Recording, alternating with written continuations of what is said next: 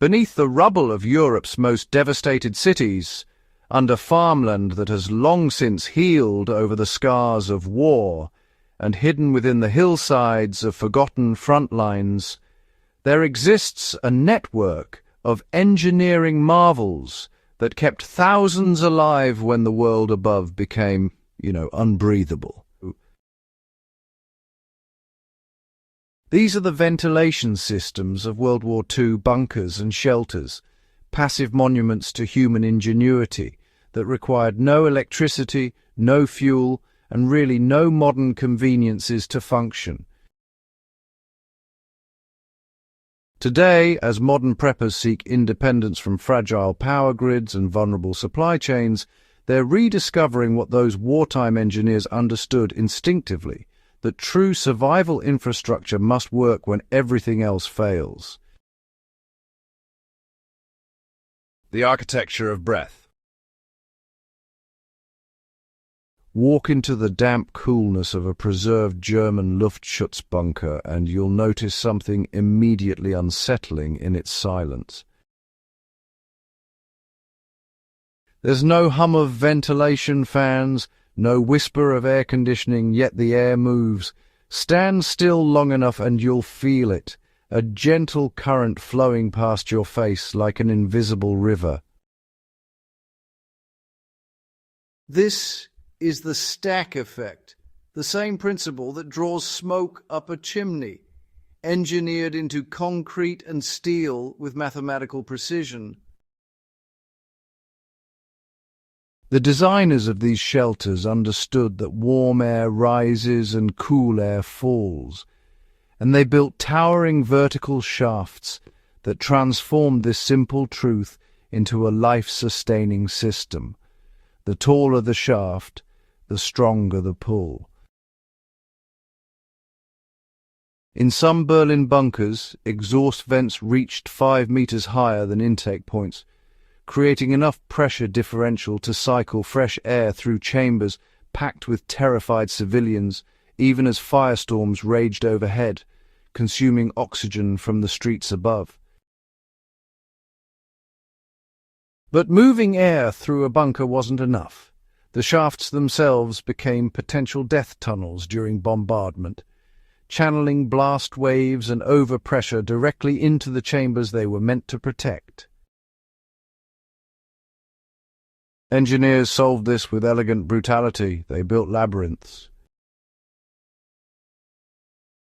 The ventilation pathways twisted and turned through multiple right angles, creating chicanes that allowed air to navigate but shattered the coherent energy of shockwaves. Picture water flowing through a winding stream. Now imagine that water is a blast wave carrying lethal overpressure. Each turn dissipates energy, each baffle absorbs force. Some Soviet designs incorporated sand-filled chambers within the vent pathways that would compress during a blast, acting as shock absorbers that reset themselves through gravity. The air still flowed, but death could not follow it down.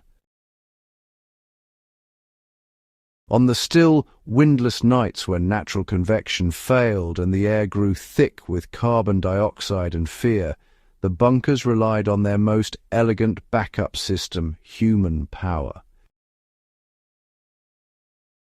Hand-cranked bellows, operated by rotating shifts of occupants, could force air through banks of filtration media at a sustainable pace for hours or even days. These weren't, desperate improvisations, but carefully engineered systems with mechanical advantages that allowed even children to operate them effectively.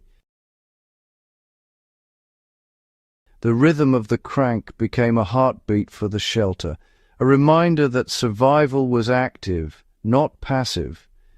Veterans recalled the sound of those cranks as oddly comforting, a mechanical mantra that meant breathable air was still flowing, that the filters were still scrubbing poisons from the atmosphere, that life continued in the darkness.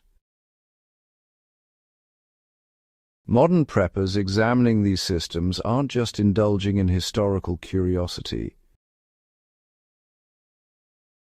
They're recognizing that every grid-dependent ventilation system is just one power outage away from failure, while, these passive designs have actually outlasted the regimes that built them.